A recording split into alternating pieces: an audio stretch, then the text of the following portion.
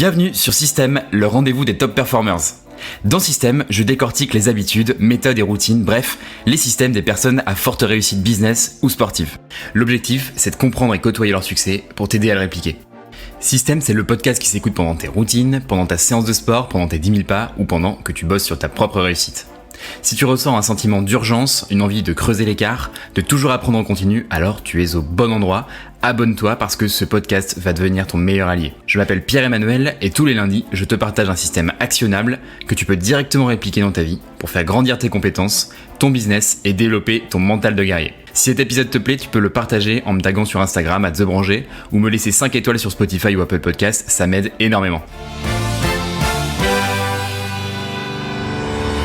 Juste avant de commencer l'épisode, pour le démarrage du podcast, je tenais à vous faire un cadeau. Une fois par semaine, je vais tirer au sort une personne qui m'aura laissé une review sur Spotify ou Apple Podcasts pour une session de consulting avec moi. Après avoir accompagné les centaines d'entreprises, freelance, entrepreneurs, etc., je pense que ça peut vraiment vous apporter de la valeur. Alors, je vous laisse prendre votre plus belle plume et on se retrouve dans la section Reviews.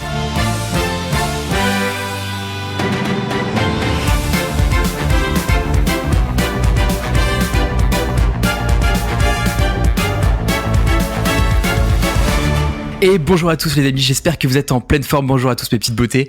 On se retrouve aujourd'hui pour un épisode tout particulier pour moi parce que il m'a été particulièrement demandé. Je crois que c'est celui qui m'a été le plus demandé.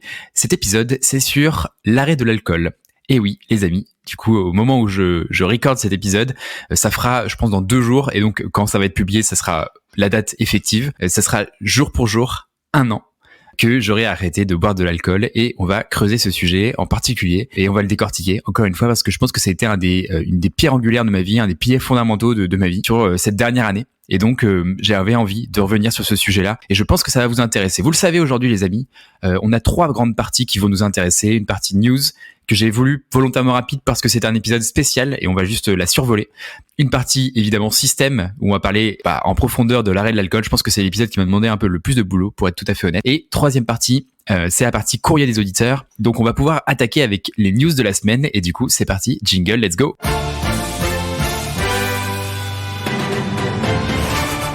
Ok les amis, c'est parti, du coup on va attaquer sur les news de la semaine. Alors sur les news de la semaine, j'ai envie de commencer avec un point très simple, c'est que j'ai beaucoup de questions qui me demandent de pourquoi je vous tiens au courant sur l'évolution du podcast, sur le nombre de notes, sur le nombre d'écoutes, etc. C'est vraiment une stratégie que j'ai adoptée qu'on appelle build in public, d'accord ? C'est-à-dire en anglais construire en public, c'est-à-dire qu'en fait, oui, ces news de la semaine et bien sûr le podcast, c'est un peu mon journal de bord, c'est aussi un peu ma thérapie, pour être tout à fait honnête. C'est mon aventure, mais c'est aussi notre aventure. Et en fait, ce que j'ai envie de faire avec ce podcast, c'est aussi vous partager de manière la plus authentique possible la construction de ce podcast et comment j'ai bâti un peu ce podcast, comment ça se muscle au fur et à mesure, comment est-ce que ce corps humain, si je fais un peu une métaphore, acquiert des tendons, des muscles, des os, etc. Et en fait, le fait de vous partager un petit peu les métriques, ça me permet aussi de vous faire comprendre comment cette aventure se bâtit avec vous. Et je pense que c'est important aujourd'hui d'avoir accès à quelque chose d'assez authentique, tout simplement parce que ce que je prône dans ce podcast, c'est le passage à l'action, c'est de tester des choses, des fois de se planter, des fois d'ajuster le tir, etc. Et en fait, la meilleure manière de le faire pour moi, c'est de vous montrer que je le fais en même temps que vous et que des fois, il y a des choses que je vais tester et que ça va pas marcher.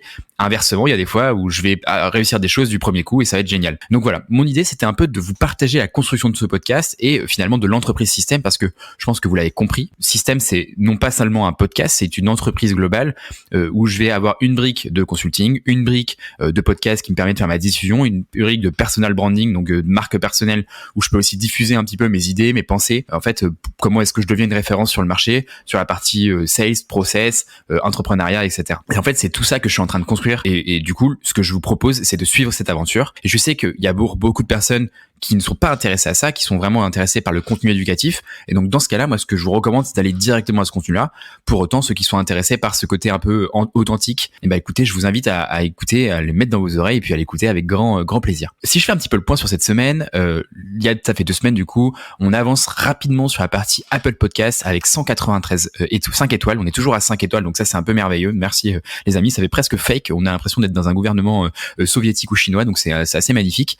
Deuxième point, point, c'est sur la partie Spotify qui m'interroge toujours autant. On est à 50 notes versus 193 sur Apple. Donc, j'ai l'impression que les possesseurs ceux qui écoutent sur Apple Podcast sont beaucoup plus habitués à mettre des reviews et à mettre des notes. Néanmoins, sur Spotify, je vous invite simplement à mettre des étoiles. Ça me permet de promouvoir ce podcast et encore une fois, de le diffuser, d'avoir des invités toujours plus légendaires, toujours plus spectaculaires. Et l'objectif, c'est d'avoir accès aux plus grands top performers en France. Et aussi, ça me permet aussi d'avoir accès non seulement aux top performers, mais aussi aux grands penseurs, personnes qui peuvent intervenir sur différents sujets. Vous allez voir dans les prochaines semaines, on va avoir des personnes qui sont assez intéressantes. Je vous spoile pas, mais voilà, il y a des personnes que j'ai pu avoir la chance d'interviewer qui ont eu des expériences particulièrement intense, enrichissante, et l'objectif c'est de vous donner accès à ça. Vous l'avez compris, l'objectif du podcast c'est aussi de permettre de côtoyer le succès des top performers, de comprendre comment ils sont arrivés jusque-là. Grâce à ces notes-là, je vais avoir de plus en plus de visibilité, de plus en plus de crédibilité, et donc ça va me permettre d'avoir une assise par rapport à ces personnes qui sont de plus en plus importantes. C'était un peu le heads up sur le début de ce podcast. Le deuxième point, c'est aussi, et c'est très lié, c'est que j'ai eu beaucoup de feedback sur le fait que s'il y a certaines parties qui vous intéressent plus que d'autres, sur ce format solo notamment. Sur interview, c'est pas trop le cas, j'ai l'impression que ça vous intéresse globalement. Sur le format solo, il y a certaines parties, comme je l'ai dit, sur la partie Netflix que vous avez adoré, pour la plupart qui sont dans l'univers startup. D'autres parties sur l'anonymat, sur le début du podcast, vous m'avez dit on aurait pu le résumer en 2 mots. Et inversement, il y a d'autres personnes qui m'ont dit que c'était la partie la plus intéressante, celle de Netflix qui est moins intéressante. Donc voilà, j'ai eu des feedbacks qui étaient un petit peu dans les deux sens. Et moi, ce que j'ai envie de vous dire, c'est que les amis, personnellement, quand j'écoute un podcast, je l'écoute en x2. Pour être tout à fait exact, les podcasts en anglais, je les écoute en x1,5. Les podcasts en français, je les écoute en x2,2. Et si j'ai les écouteurs dans les oreilles, je les écoute en x2,4. Donc j'ai vraiment un fort volume de consommation. Parce que évidemment, c'est aussi un petit peu mon métier aujourd'hui, donc j'en consomme beaucoup pour comprendre la mécanique de questionnement, etc. Pour comprendre un peu ça. Donc je suis pas uniquement en écoute passive de je reçois l'information, mais aussi de compréhension du système du podcast. D'accord, c'est toujours être actif dans ce qu'on reçoit. Et là, je vous fais un petit clin d'œil. C'est aussi comment est-ce que vous pouvez questionner votre vie de tous les jours, comment est-ce que vous pouvez réfléchir, mettre des liens entre les différentes choses et pas être simplement passif dans la réception. Donc ce que je vous invite à faire, c'est en fait, s'il y a une partie que vous avez identifiée qui est plus intéressante pour vous, c'est comme un livre en fait. Vous êtes pas obligé de tout lire. Vous pouvez aller directement à l'essentiel, ce qui vous intéresse, et s'il y a des moments qui vous intéressent pas, passez-le. Moi, je me vexerai pas, je vous promets. L'objectif, c'est que vous y trouviez votre compte, et je vous force pas à écouter tout l'entièreté du podcast, d'accord? Donc, encore une fois, écoutez-le en plus rapide. Moi, je vous recommande de mettre un podcast au minimum en x1,5, voire x1,75. Le minimum pour moi, c'est x1,25, d'accord? Sauf si vraiment vous kiffez le rythme normal, ce que je peux comprendre aussi.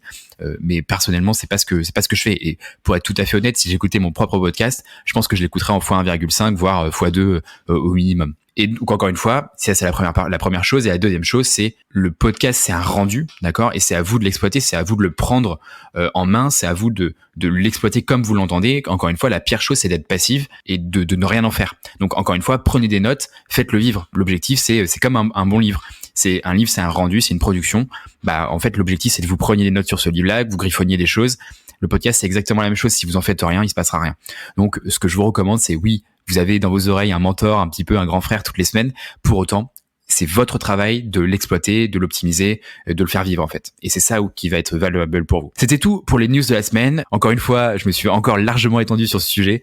C'est ma marque de fabrique et je pense que on changera pas et sinon ça va un peu biaiser ma manière d'être et l'authenticité de ce podcast. On va passer au système de la semaine et donc on attaque avec le sujet de l'alcool. J'ai trop hâte. Alors les amis, c'est parti, on va attaquer sur le sujet de l'alcool. J'ai voulu faire un épisode très personnel. Vous allez voir, je rentre dans un bon niveau de détail pour vous permettre de vous projeter et de comprendre mes craintes profondes à mesure que la réflexion se fait de prendre la décision d'arrêter progressivement l'alcool. Dans une société où l'alcool est présent partout, où quand on se rend au bar, on nous propose par défaut une pinte de blonde et pas un Coca Zéro, où on vous invite pas en soirée si on boit pas. Moi, j'ai arrêté de boire de l'alcool depuis aujourd'hui, donc 365 jours, 363 jours, je crois, mais du coup, quand vous entendrez ce podcast, ça fera 365.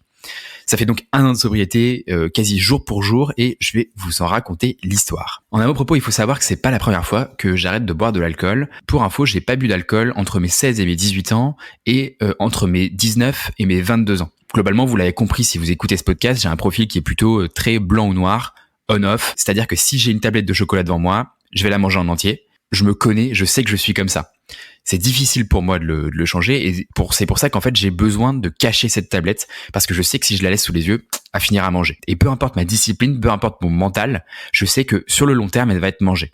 Ça va peut-être prendre un jour, ça va peut-être prendre 3 jours ou 3 mois, peu importe, mais progressivement, je sais que ça va grappiller du terrain. Je suis typiquement le profil où quand on lui donne la main, bah en fait, il y a le bras qui va y passer. Et je peux me tromper, mais j'ai l'impression que globalement, il y a quand même la majorité de la population qui est dans ce cas-là. Pour synthèse, dans mon cas personnel, je ne crois pas à la modération. Et si je vous donne un exemple, se dire par exemple que je ne bois de l'alcool que le week-end, pour moi, c'est strictement impossible parce que, vous l'avez compris, progressivement, ça va gratter au vendredi, au jeudi, etc., etc. Ça va prendre peut-être 5 mois, mais néanmoins, ça va continuer. Pour commencer ce sujet sur l'alcool, je vais commencer par ce qui m'a fait arrêter l'alcool. Je vais vous faire un bref récap historique des éléments qui se sont passés sur les dernières années.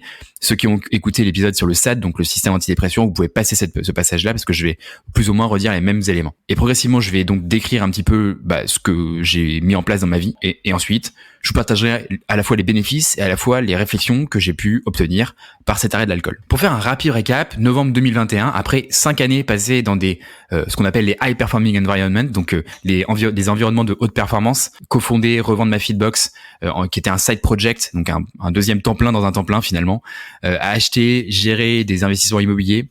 Je suis officiellement diagnostiqué en burn-out. Ça a été une année de remontée qui a été riche d'apprentissage. C'est la première fois de ma vie où je voyage hors Europe. Je vais redéfinir ce que j'appelle les guiding principles, donc mes grands principes de vie. Je vais reprioriser un petit peu ce qui est important pour moi. Je vais créer mon deuxième cerveau sur Notion notamment, grâce aux magnifiques vidéos de August Bradley que je vous recommande, qui sont assez denses mais pour autant qui sont vraiment intéressantes. Et je comprends comment est-ce que je vais faire dans le futur pour donner du sens à ma vie. Désormais, je me définirai comme ce que j'appelle un chercheur d'épiphanie. Décembre 2022, après plusieurs mois passés à faire l'autruche et à ne pas accepter ce diagnostic, je suis officiellement diagnostiqué en dépression sévère. Et c'est vraiment ce passage à vide où j'ai expérimenté une perte de tous mes repères identitaires et de mes repères professionnels. Et ça a pourtant été la meilleure chose qui me soit arrivée. Si je prends un petit peu de hauteur, j'étais en proie au pilote automatique ou à ce que Jean-Charles Quedali, qui est intervenu dans le podcast, appelle la vie par défaut. Si je le synthétise, j'étais profondément enfermé. En tout cas, je me sentais profondément enfermé alors que j'étais épris de liberté. C'est un travail que j'ai accompli sur toute l'année 2022, qui a été accompli notamment grâce à une psychothérapeute qui a été exceptionnelle, qui m'a permis d'accoucher ce qui était vraiment important pour moi et de me réaligner, de comprendre mes valeurs cardinales et de faire réaccoucher, ressurgir le PE d'avant, le Pierre-Emmanuel d'avant et la personne que j'étais vraiment. Et de mettre un coup de balayette à ce que j'appelle le dark PE, qui avait pris, je pense, à la faveur des grandes villes de Paris, des Parisiens, un peu la dominance sur ma personnalité. Ça m'a permis d'évincer tout le reste, tout ce qui comptait pas pour moi, pour me concentrer uniquement sur ce qui a eu de la valeur pour moi. La famille, les amis, le travail, ma santé physique et ma santé mentale. Maintenant que j'ai redressé le tableau global, revenons sur le sujet de l'alcool. Je pense pouvoir dire que je n'ai jamais été un très gros buveur. Enfin, ça c'est ce que je vous dis aujourd'hui, mais je pense que la plupart penseraient que je buvais pas mal. Pourtant, sur une échelle de personnes dans la vingtaine à Paris, dans des environnements de start-up haute performance, clairement, mon niveau de consommation, c'était de la rigolade. On parlait de, je pense, 1 à 2 pintes, 2-3 fois dans la semaine, avec une belle teuf dans le week-end. Donc oui, évidemment, c'était pas mal. Néanmoins, par rapport à une personne qui prend une bière en rentrant du travail tous les soirs, c'était pas non plus catastrophique. Pour vous donner un ordre d'idée, j'ai évalué ma dépense d'alcool à 7 € par jour. Si on prenait par exemple une bouteille de vin le week-end au restaurant qui va être minimum à 30 €, je lisse ça sur la semaine, donc ça me donnait à peu près 7 € par jour. Ça fait donc quasiment 3 000 € par an, et je pense que je l'ai sous-estimé pour être tout à fait honnête. Et on va rentrer dans les hostilités. Le 26 novembre dernier, je suis au salon des artisans vignerons avec des potes, et évidemment, on goûte parce que évidemment je suis très gourmand d'alcool, mais de chocolat et de tout ce que vous avez compris, de sport évidemment. Enfin bref, j'ai un profil assez addictif. En tout cas, c'est ce que je pense à ce moment-là. Et on n'est pas là pour cracher l'alcool qu'on goûte. Donc c'est-à-dire qu'on boit tout. On termine à 18h, on est rôti comme des faisans, on est un peu éméché, vous l'avez compris. Mais le problème, c'est que le début de la soirée, et même le début de la journée. Donc il est 18h, comme je l'ai dit, et en deuxième partie de soirée, il y a l'anniversaire de ma conjointe. Je vous passe les détails, mais la soirée se termine environ, en tout cas je termine la soirée environ 8h du matin. Et encore, à ce moment-là, j'ai aucune envie de dormir, aucune envie de me coucher. J'ai juste envie de continuer cette belle fête. Alors que tout le monde dort déjà. Le lendemain matin, réveil, 18h30, je vomis, je me recouche. Comme on l'a vu précédemment, cet épisode de fin novembre, donc fin d'année dernière, intervient dans une période qui est très troublée pour moi. C'est beaucoup de réflexion à ce moment-là, mais à ce moment-là et ce jour-ci précisément, je prends une décision ferme qui va impacter tout le reste de ma vie, en tout cas tout le reste de cette année. Ce que je me dis, c'est une chose très claire. J'ai passé l'âge de ces jours en gueule de bois où j'ai envie de me foutre en l'air. Parce que oui, le lendemain de soirée, pour moi, ça a toujours été quelque chose de très compliqué, où j'avais l'alcool triste, j'avais systématiquement de la culpabilité et systématiquement des idées noires, voire très noires. J'avais des verbatims, donc des choses que je disais qui étaient très très noires, du type j'ai envie de me foutre en l'air ou je vous passe les détails. À ce moment-là, je sais pourtant que les fêtes de Noël arrivent et pourtant j'ai pris la décision d'arrêter de boire au moins jusqu'à la fin de l'année, juste pour voir si j'en étais capable. C'était un double challenge pour moi parce que je savais qu'il y avait des fêtes de famille, des occasions multiples et variées pour boire au moins du vin avec ma famille, mes parents, mon père, etc. Et donc je savais que ça allait être compliqué, mais néanmoins je voulais vraiment voir à quel point j'étais capable de me tenir sans alcool et de profiter de ces moments-là sans alcool. Dans ma tête, il y avait évidemment plein de choses. Au fond, je pense que je savais que j'étais capable d'arrêter de l'alcool parce que je l'avais déjà fait par le passé. Mais je me rappelle très bien qu'à ce moment-là, je me suis dit, cette fois, ça va être plus compliqué que les autres.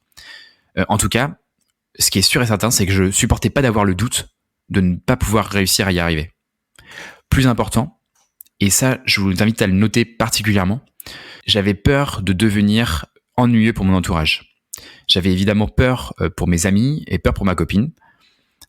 Ma copine, elle avait connu le PE qui était fêtard et buveur. Je me posais vraiment la question de est-ce qu'elle allait aimer le PE qui ne boit pas d'alcool ? Entre parenthèses, je vous invite à noter le pas et non pas le plus, et on y reviendra. Cette question aujourd'hui, je sais qu'elle est ridicule. Pour autant, c'est vraiment les préoccupations que j'avais dans ma tête à ce moment-là. Est-ce que mes potes allaient toujours me trouver intéressant ? Est-ce que j'allais toujours être pertinent en soirée ? Et j'avais vraiment cette peur du vide. Vous savez, ce moment où on ne sait pas quoi dire en soirée, où on ne sait plus de quoi parler. Et je pense que l'alcool permet de camoufler ça. Et c'est pour ça aussi que beaucoup de personnes boivent aujourd'hui, j'ai l'impression. Alors que c'est ok, en fait, d'avoir des blancs. Lorsque j'ai reçu le fameux diagnostic de ma dépression, j'ai voulu mettre toutes les chances de mon côté. Je voulais surtout pas que l'alcool vienne parasiter ma remontée. Et donc, j'ai continué l'arrêt de l'alcool, même après le mois de janvier. Et c'est ce qui m'a permis de tenir globalement les 6 premiers mois. En gros, je refusais de me voir rester dans un état dépressif, ou en tout cas, je refusais d'avoir une seule chose dans ma vie qui aurait pu potentiellement ralentir mes progressions. Dès que j'avais potentiellement quelque chose qui aurait pu ralentir mes progressions, je l'ai dégagé de ma vie. Je pense que, au vu des mots que je pouvais avoir les lendemains de soirée, il fallait absolument que je dégage l'alcool. Et c'est le fait d'avoir un diagnostic clair et net sur ma santé mentale qui m'a fait dire, ok, pendant X période de temps, pendant 6 mois en l'occurrence, j'arrête la consommation d'alcool parce que je ne veux absolument pas que l'alcool vienne entraver mon processus de guérison.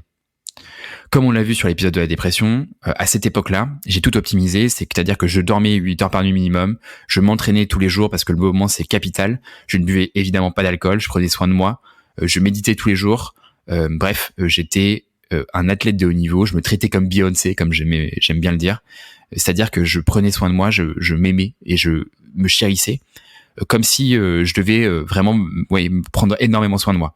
Sauf que, il y a une chose que j'avais pas anticipée, c'est que environ 3 ou 4 mois après l'arrêt de l'alcool, je n'avais jamais été aussi heureux de ma vie. Je dormais mieux, j'arrivais à prendre plus de recul sur les tracas du quotidien et surtout j'avais une énorme clarté mentale. J'ai jamais été du matin et surtout pas du lundi. Surtout pas du lundi matin, je peux l'imaginer. Je dirais pas que je suis devenu quelqu'un du matin parce que bon, il y a quand même du chemin pour ça, mais néanmoins j'ai vu une nette amélioration. Et évidemment, quand tu prends un peu de recul, quand t'es pas en redescente le lundi matin, ça va quand même mieux. Quand t'es pas en gueule de bois le lundi matin, forcément ça va mieux. Le problème c'est qu'aussi avec l'âge, c'est bête mais j'ai 30 ans, mais aujourd'hui les effets de la gueule de bois je les ressentais jusqu'au mercredi environ. C'est-à-dire que le mercredi soir, je me sentais en pleine possession de mes moyens. Et du coup, le fait de sentir cette clarté mentale aussi forte et cet état de fraîcheur le lundi matin que j'avais pas ressenti depuis des années, ça m'a fait prendre conscience qu'en fait, j'étais absolument quasiment jamais en pleine possession de mes moyens. Et ça, pour moi, c'était devenu inacceptable. En parallèle de ça, comme je vous l'ai dit, j'ai voulu tout optimiser dans ma vie pour me laisser le maximum de chances pour remonter le plus vite possible. Et d'ailleurs, cette phase de dépression a été évincée de ma vie assez rapidement. même si évidemment tout n'est pas rose tous les jours. Hein. J'ai aussi entrepris, vous le savez, mon projet de diète avec Mathias, que j'ai d'ailleurs interviewé dans le podcast. Je vous invite à écouter l'épisode qui est vraiment canon. Et ça s'est vraiment très bien déroulé. Ça s'est extrêmement bien déroulé. Pourquoi ? Parce que je voyais les kilos s'envoler sur la balance. J'étais pas fatigué pendant mes séances. Je me sentais plus fit, plus en forme. Et pourtant, j'avais 30 ans. J'étais a priori plus âgé que ce que j'avais pu opérer par avant. Pour vous donner un ordre d'idée, j'ai compté donc 7 € par jour. Ça fait 200 kilocals par jour. Une pinte de bière, c'est à peu près 300 kilocals par jour. Et à l'année, ça représente 70 000 kilocalories. Ce qui est absolument colossal. Et encore une fois, je pense que je l'ai sous-estimé. Donc évidemment, tenir une diète, tenir une bonne condition physique, être dessiné dans son corps, c'est évidemment bien plus simple quand on ne boit pas d'alcool. Et donc ça, si c'est un de vos leviers de motivation, il faut évidemment l'avoir en tête parce que 70 000 calories, c'est juste colossal. Hein. En parallèle de ça, j'avais tous mes indicateurs de santé physique qui m'indiquaient que effectivement mon corps allait mieux. À l'époque, j'avais la petite montre, le petit bracelet Whoop dont on a déjà parlé dans le podcast sur le sommeil notamment, qui me permettait d'analyser ma récupération. Et en fait, ça a été choquant. Et d'ailleurs, je vous mettrai le lien dans, je pense, la description de l'épisode. Il y a un screenshot que j'ai envoyé à toute ma famille, mes frères, etc. Le Whoop analyse soit en vert, orange ou jaune notre recovery, donc la récupération. Et à partir du moment où j'ai arrêté l'alcool, toute ma recovery était en vert, quelquefois en jaune, mais jamais en rouge. Alors que on pouvait très nettement voir qu'il y avait du jaune et du rouge précédemment, quasiment tous les vendredis ou tous les samedis sur le Whoop. Et pourtant, sur le Whoop, je ne le rentre pas que je bois pas d'alcool ou que je bois de l'alcool.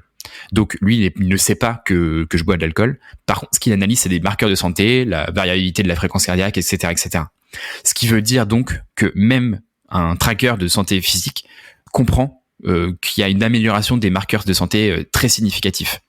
Et donc ça m'a vraiment fait, encore une fois, une épiphanie. Je me suis rendu compte, sous les yeux, qu'il y avait des choses qui se passaient dans mon corps qui n'étaient pas que de la gueule de bois, mais qui étaient des marqueurs de santé qui étaient dégradés par de la consommation d'alcool, et ce même avec 2 verres de vin. Et c'est ça qui est ouf. Il suffit de pas beaucoup. Mais surtout, c'est pas le plus important. Le plus important, alors attention, je dis pas que ça vient uniquement de l'arrêt de l'alcool, mais pour autant, j'ai retrouvé une chose que j'avais perdue depuis très très longtemps, pour ne pas dire depuis 5-6 ans, voire même plus je pense. J'ai retrouvé l'envie d'eux. J'avais hâte. Et ça, j'en ai déjà parlé sur l'épisode du SAD. Et ça, c'est la chose la plus fabuleuse qu'on peut ressentir. J'avais hâte d'aller m'entraîner. J'avais hâte de me lever. J'avais hâte de faire les choses. J'avais hâte d'aller au restaurant. J'avais hâte de manger tel plat, d'apprendre des choses, de lancer de nouveaux projets. J'avais ces papillons dans le ventre. Et ça, je l'avais retrouvé.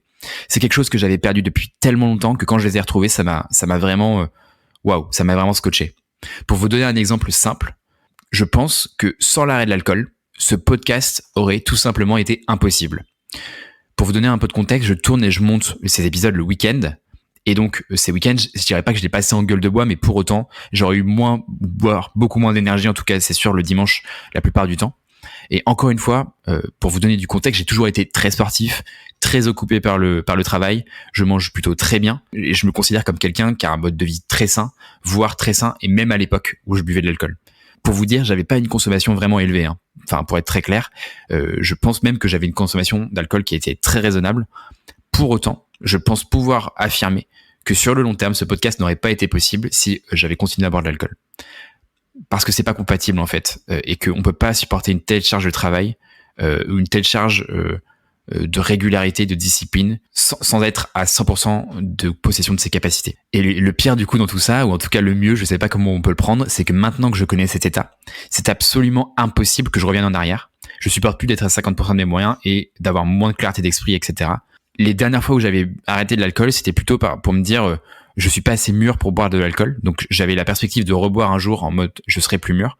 Aujourd'hui en fait je me suis accepté et je suis totalement ok avec le fait de pas boire d'alcool. J'ai envie de dire que je suis devenu Pierre-Emmanuel Branger et je ne bois pas. Et encore une fois, du coup, je renote le bout je ne bois pas. C'est pas je ne bois plus, c'est parce que je ne bois plus aurait une coïncidence avec le fait que ça s'est arrêté, donc je buvais avant. Là, j'ai décidé de dire que je ne bois pas parce que j'ai changé un peu de paradigme. J'ai changé un peu mon état. C'est comme dire un fumeur, je ne fume plus, ça veut dire que j'ai arrêté. Je suis Pierre-Emmanuel qui ne fume pas, ça veut dire que j'ai jamais fumé et je ne fumerai jamais. Je sais pas dans mes habitudes de fumer. Je suis pas en train d'arrêter, je n'ai pas arrêté, je ne fume pas. Et c'est exactement pareil pour l'alcool. Je ne suis pas en train de dire que je ne bois plus, c'est juste que je ne bois pas. ce n'est pas moi qui bois. Mon identité ne correspond pas à quelqu'un qui boit. Et ça, c'est très important de le noter parce que, évidemment, chaque mot a une importance capitale. Et en disant ça, fini la culpabiliser du lendemain, de l'alcool triste, etc. Après, attention, je vous invite vraiment à ne pas être rigide. Je sais que, personnellement, je suis incapable de me modérer sur le long terme. Genre, par exemple, de boire uniquement le week-end. Ça sera possible pendant un temps, et puis ensuite, je vais garder le vendredi, et puis le jeudi, etc., etc. Comme la tablette de chocolat sur les yeux dont on parlait tout à l'heure. J'ai vraiment un profil blanc ou noir. Quand je m'entraîne pour un objectif avec un process clair, j'arrive à le faire à 100%. Par contre, quand j'ai pas d'objectif clair et pas de process défini, c'est compliqué pour moi. J'ai besoin d'avoir des règles qui sont précises et fermes, sinon ça ne fonctionne pas dans mon profil de personnalité, et peut-être que c'est différent pour vous. Alors attention, mettez de la nuance dans ce que je dis, je vous donne pas une vérité blanche-noire à appliquer pour vous. Peut-être que vous fonctionnez différemment. Néanmoins, grâce à ma règle de 0 boisson, ça me permet d'avoir strictement aucune tentation et aucune envie. C'est bien plus facile pour moi à tenir cette règle de 0 boisson que une règle de juste un verre. Parce que, encore une fois, si je m'appliquais une règle de juste un verre, pour moi, ça se transformerait sur le long terme en 2 verres, puis 3, puis 10, etc., etc. Peut-être pas immédiatement, encore une fois, mais peut-être sous quelques mois, sous quelques années. Aujourd'hui, je peux vous le dire, même en soirée, j'ai un désintérêt total, aucune tentation vis-à-vis de l'alcool. Un autre élément que je peux ajouter à votre réflexion, c'est que, si je suis tout à fait exact, je n'ai pas fait les 365 jours de sobriété. Pourquoi ? Parce que j'ai participé à une dégustation d'alcool le 11 novembre. Et c'est totalement cool en fait. Parce que je considère pas ça comme personnellement une entrave à mon abstinence. Pour moi, c'est comme si j'étais à une dégustation de petits fours. C'est-à-dire que oui, il y a des choses à déguster, il y a des choses à goûter. Et évidemment, ça va, vous le comprenez bien, poser beaucoup de questions en amont. Néanmoins, c'est là où je me suis vraiment rendu compte que je suis passé à autre chose.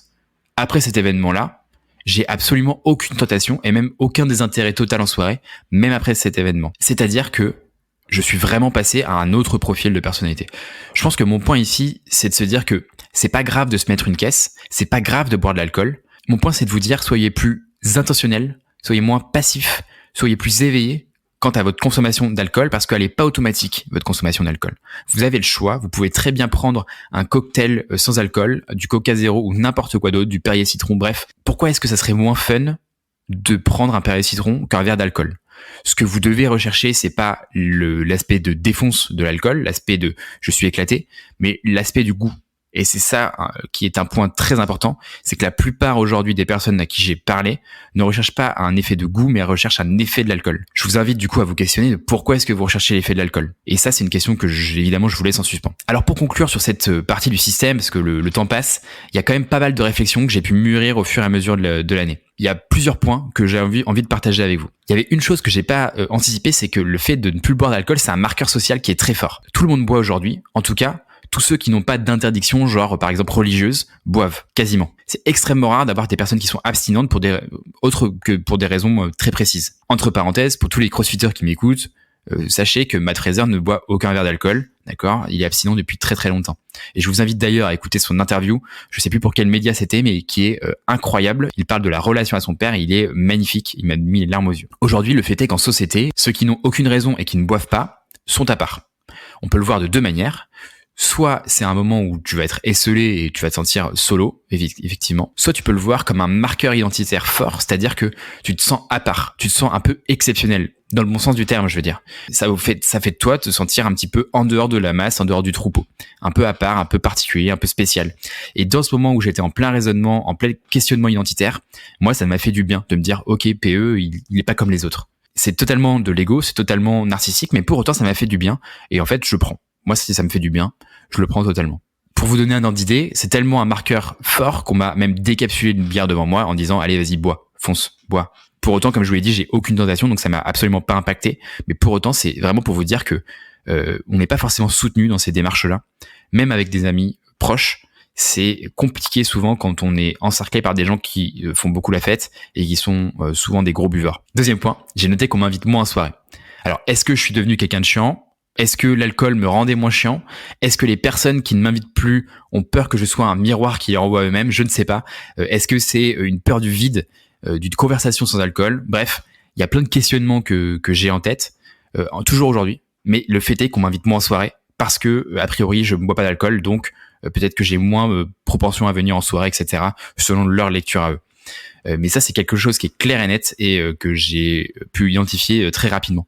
Même on m'a dit, ah ben oui, c'est vrai, j'aurais pu t'inviter, c'est vrai que je pensais que tu buvais plus, donc je t'ai pas invité. Le troisième point, c'est que je me rends compte qu'il y a un vrai décalage de génération.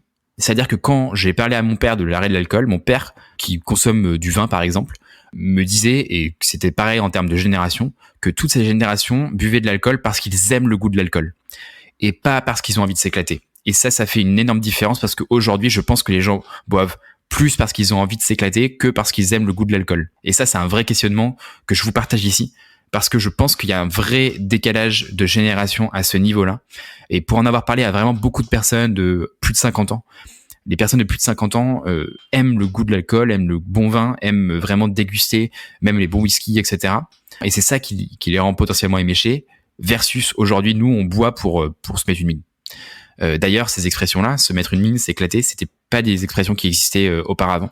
Et je vous challenge de trouver ces expressions-là au temps de nos parents ou nos grands-parents. Un autre point que j'avais envie d'évoquer, c'était la relation, notamment à mon père. Oui, évidemment, ça me manque de ne pas boire un bon verre de vin avec mon père. Mais en fait, si on dézoome un petit peu et qu'on prend un petit peu de hauteur par rapport à ça, c'est pas tant le verre de vin qui est partagé avec lui, c'est plutôt le fait de passer du temps qualitatif avec lui que j'aime. Et si je pousse un petit peu la réflexion, en fait, l'alcool, il a pas vraiment grand-chose à voir avec ça. Moi, ce que je veux, c'est passer du temps qualitatif avec mon père, c'est de parler, d'avoir des vraies discussions avec mon père. Et un verre de vin, c'est plutôt un prétexte pour passer du temps avec lui. Alors que finalement, on pourrait très bien créer d'autres occasions autour d'un coca, par exemple. Vous voyez l'idée? Alors oui, c'est potentiellement convivial, etc. Mais pour autant, je pense que l'alcool, c'est pas le sujet principal de la chose. Dans cette phase de sans alcool, je me suis aussi beaucoup posé la question de pourquoi est-ce que je buvais. Et d'ailleurs, je vous invite à vous poser la question. Encore une fois, quand je buvais de l'alcool personnellement, c'était plutôt pour m'éclater, pour me mettre une mine, et pas pour le goût. Aujourd'hui, après avoir bien réfléchi, le Coca-Cola, pour moi, c'est mon go-to. C'est-à-dire que c'est mon champagne à moi. En termes de goût, j'adore ça. Et je trouve que c'est meilleur que tous les alcools réunis. Donc ça pose la question de qu'est-ce que je recherche dans l'alcool. Et du coup, j'enchaîne avec le point suivant, c'est que j'ai noté qu'à chaque fois cette année que j'avais envie de boire, c'était notamment fortement corrélé à des moments où j'avais des petits coups de mou, où la vie allait un petit peu moins bien, où j'avais envie de lâcher prise. Donc, c'était notamment cette recherche d'alcool pour pallier à des effets du quotidien qui sont où on se sent moins bien. Donc, je vous invite encore une fois à vous poser la question de pourquoi est-ce que vous buvez profondément. Est-ce que c'est pour ce sentiment de lâcher prise? Est-ce que c'est pour éviter de regarder ce qui se passe au quotidien? Parce que évidemment, c'est un vrai acte de courage de regarder ce qui se passe au quotidien. Néanmoins, je vous invite à vous poser cette question. Et elle sera forte d'apprentissage, elle sera riche d'apprentissage, j'en suis sûr. Dernier point, c'est que maintenant, il faut accepter d'être le gars qui part en soirée à minuit ou 2 heures, alors que tous tes potes sont pas fatigués et que les autres continuent la soirée. Et j'ai vraiment fait l'effort d'accepter ça. C'est-à-dire que maintenant, à 23h, minuit, je pars de la soirée et c'est ok, je laisse les autres continuer. Par contre, quel kiff de se lever à 8h le matin, d'être frais et de voir les autres qui le sont pas. Et j'avoue que c'est un petit peu ma joie personnelle de me dire, voilà, le dimanche matin, je me lève à 8h, je suis frais, j'ai toute ma journée à profiter, je peux me faire un vrai kiff, je sais pas, aller à la terrasse d'un café, aller boire un bon café, lire un bouquin, je sais pas, faire ce que vous voulez en fait, aller vous balader, bref, j'en sais rien, faire ce que vous voulez, même ne serait-ce que jouer à des jeux vidéo, vous pouvez faire tout ce que vous voulez. Et vous avez toute cette journée entière à profiter, alors que généralement, le lendemain de soirée, c'était plutôt midi, voire 13h, où on se lève, et on profite moins de la soirée différemment. Encore une fois, mettez de la nuance, je dis pas qu'il faut pas le faire, mais il faut juste être plus intentionnel. Quand évidemment je vais en festival, et que je le fais encore, évidemment, on se lève, on se couche à peut-être 7-8 heures du matin, donc évidemment, le lendemain, on se lève pas à 8 heures du matin. Mais encore une fois, c'est quelque chose qui est prévu dans le temps, c'est pas quelque chose de régulier, c'est pas une soirée lambda.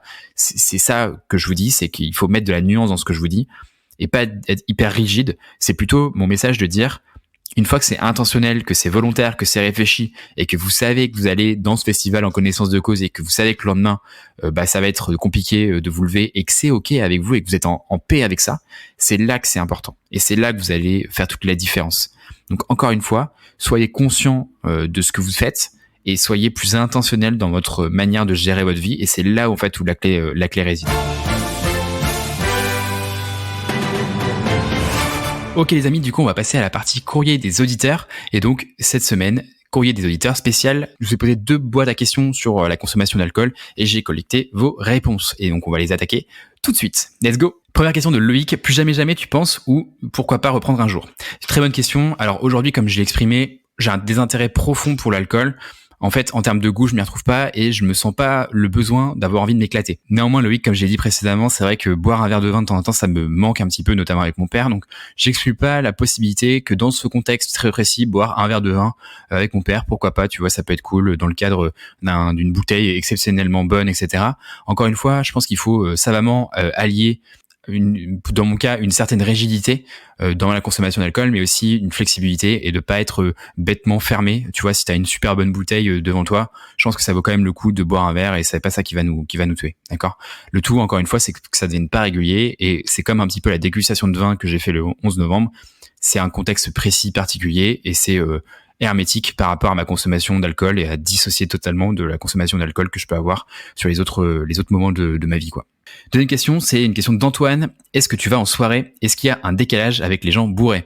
Alors oui, Antoine, je vais en soirée. J'avoue qu'il y a plusieurs choses. Donc, première chose, comme je l'ai dit, c'est vrai que je pars plus tôt sur les soirées lambda. Donc en fait, quand je suis fatigué, c'est-à-dire 23h, minuit, 1h, 2h, bon bah voilà, je rentre et en fait, j'essaie pas de forcer d'aller au-delà de ce que je suis normalement capable. Je pense que l'alcool, c'est un bon anesthésiant qui te fait plus te rendre compte à quel point t'es fatigué. Donc en fait, j'ai accepté le fait d'être fatigué à un moment donné et je me dis maintenant, bah minuit, 1h, 2h, c'est déjà une belle soirée en fait, donc c'est ok de rentrer plus tôt. Donc bah je rentre tout simplement. Est-ce qu'il y a un décalage avec les gens bourrés? Bah ça évidemment oui. On va pas se mentir. Il y a eu de nombreuses fois où je me suis ennuyé en soirée parce que je sentais un vrai décalage et c'est notamment le cas dans des soirées où bah, tout tourne autour de l'alcool et où on va dans ces soirées pour s'éclater.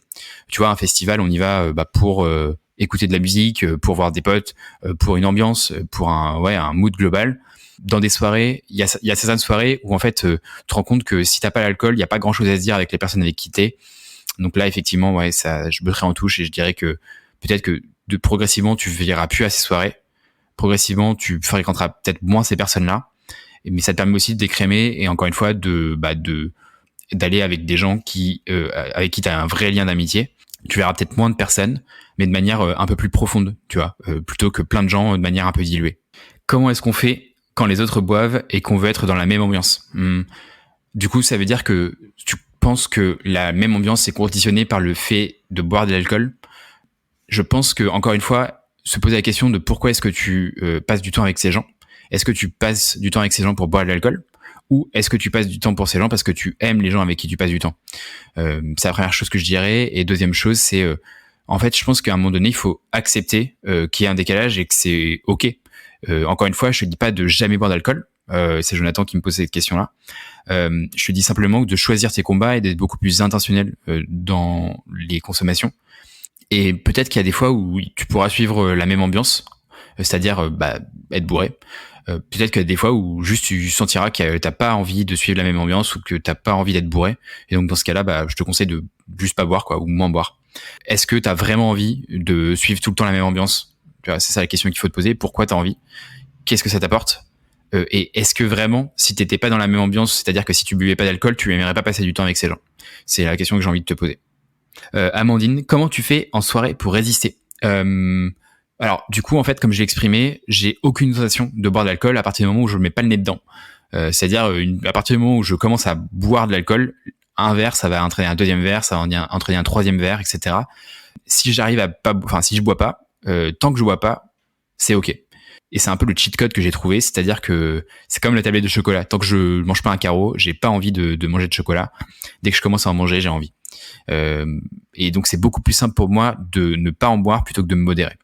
Je pense qu'il y a aussi un sujet de se matrixer le cerveau en amont, c'est-à-dire ce soir je bois pas, ce soir je bois pas, ce soir je bois pas, et effectivement tu bois pas. Mais encore une fois, si tu te matrixes le cerveau et que t'as pas envie de boire, ça veut dire que t'es pas aligné avec cette consommation d'alcool et t'es pas intentionnel dans ta conso, donc je te conseille de pas boire dans ces moments-là. C'est Mimi qui pose la question et c'est qu'est-ce que tu recommanderais à quelqu'un qui n'a pas encore sauté le pas? Encore une fois, je pense que l'idée c'est pas de se dire j'arrête de boire, l'idée c'est de se dire première étape c'est d'être plus intentionnel dans ma consommation. Deuxième étape c'est de se dire je fais un test, 1 semaine sans boire, 2 semaines sans boire, 1 mois et tu constates. Et encore une fois c'est un peu comme le business, c'est un peu comme le sport, c'est faire un petit pas, avancer, faire un point d'étape, un point d'étape de type qu'est-ce que tu analyses, tu vois, au bout d'une semaine, au bout d'un mois, etc. Comment tu te sens? Qu'est-ce que tu as noté des choses physiquement, mentalement, clarté mentale, etc. Et puis au bout d'un mois, tu fais le point. Si tu trouves des choses positives et que tu as plus d'intérêt à arrêter qu'à continuer, tu continues d'un mois de plus. Et au bout de 2 mois, idem, etc., etc. Et je pense que en fait, faut y aller de manière très chill, très douce. Et en fait, l'idée, c'est de trouver, de peser le pour et le contre. Encore une fois, où est-ce que c'est que tu as le plus d'intérêt? Voilà, c'est ce que j'aurais tendance à dire. Et donc la dernière question que j'ai eue, c'est tu sors encore du coup?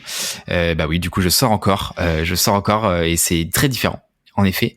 Mais encore une fois, le bonheur de se lever le lendemain à 8h en étant frais, c'est un master kill quoi. Genre je kiffe de ouf. Et je pense que ça t'aide aussi à voir la vie un petit peu de manière différente, dans le sens où ça fait un peu trentaine de dire ça, mais je kiffe, tu vois, aller boire un café le matin, boire un bon café, me sentir en pleine provision de mes moyens, aller pouvoir me taper une séance de sport le lendemain. Enfin bref, j'apprécie différemment. J'apprécie beaucoup plus les moments de ralentissement, les moments où juste peut-être des fois je m'ennuie, où il se passe moins de choses, où c'est lent, où j'ai le temps de prendre le temps, tu vois. Et ça, c'est des moments que j'avais plus, notamment quand j'étais en gueule de bois. Donc voilà. Écoutez mes petites beautés, c'est tout pour aujourd'hui. C'était un épisode qui était, je pense, assez long, du coup assez détaillé sur mon intellect, de comment je me sentais mentalement, mais aussi sur, j'ai essayé de vous partager un petit peu les bénéfices que j'en tire physiquement. C'est un point de vue, encore une fois, qui est très personnel, hein, c'est-à-dire que cherchez pas à faire du copier-coller, c'est pas quelque chose qui est blanc ou noir, c'est quelque chose qu'il faut nuancer, qu'il faut réapproprier par rapport à votre propre interprétation. C'est pas une vérité absolue. Je vous donne juste moi comment je me sens, et encore une fois, je suis pas Dieu, je ne sais pas, je ne sais pas, j'ai pas la vérité absolue. Mais en tout cas, si ce témoignage peut aider une ou deux ou 10 personnes, écoutez, ça sera avec grand plaisir. Alors néanmoins, sachez une chose, c'est que j'ai jamais été autant heureux que depuis que j'ai arrêté de boire de l'alcool. Je sais pas si c'est juste le fait de dire que je ne bois pas d'alcool ou le fait de me dire effectivement que je ne bois pas d'alcool, mais en tout cas, le fait est que je me sens très bien. Évidemment, dans la vie de tous les jours, il y a des coups de mou, il y a des moments où c'est moins facile que d'autres. Mais en fait, la vie est aussi faite de contrastes, hein, donc il y aurait pas de moment haut s'il y avait pas de moment bas. Tout ce que je peux vous dire, c'est que globalement, la baseline, la moyenne de ma vie est quand même plus élevée que ce que ça l'était avant. Et donc pour ça, moi, j'y vois plus d'intérêt à ne pas boire que de boire. Même si les soirées sont moins intenses, on va moins sentir des pics d'intensité, de kiff. Le niveau moyen de ma vie est quand même au-dessus. Et donc, comme je passe plus de temps sur un niveau moyen, je préfère que ma moyenne soit plus élevée, plutôt que d'avoir des pics très petits en soirée qui sont plus élevés. Voilà, c'est un choix que j'ai fait aujourd'hui. Je comprends parfaitement qu'il y a des gens qui soient pas encore prêts à faire ces choix-là, ou qui préfèrent privilégier les pics dans les soirées, des moments très courts, très intenses, versus une vie moyenne qui est plus élevée. Voilà. Écoutez, je vous souhaite en tout cas une bonne journée. On a parlé de plein de choses. On est revenu sur comment est-ce que je vous comptais agencer ce podcast et les recommandations que je vous faisais sur l'écoute en elle-même. On a parlé évidemment de l'historique de l'alcool et en parallèle de l'historique de ma santé mentale. On a compris un petit peu l'historique de comment j'ai arrêté de l'alcool, pourquoi je l'ai arrêté et ce que j'en ai tiré, et aussi de toutes mes réflexions que j'ai eues dans toute l'année.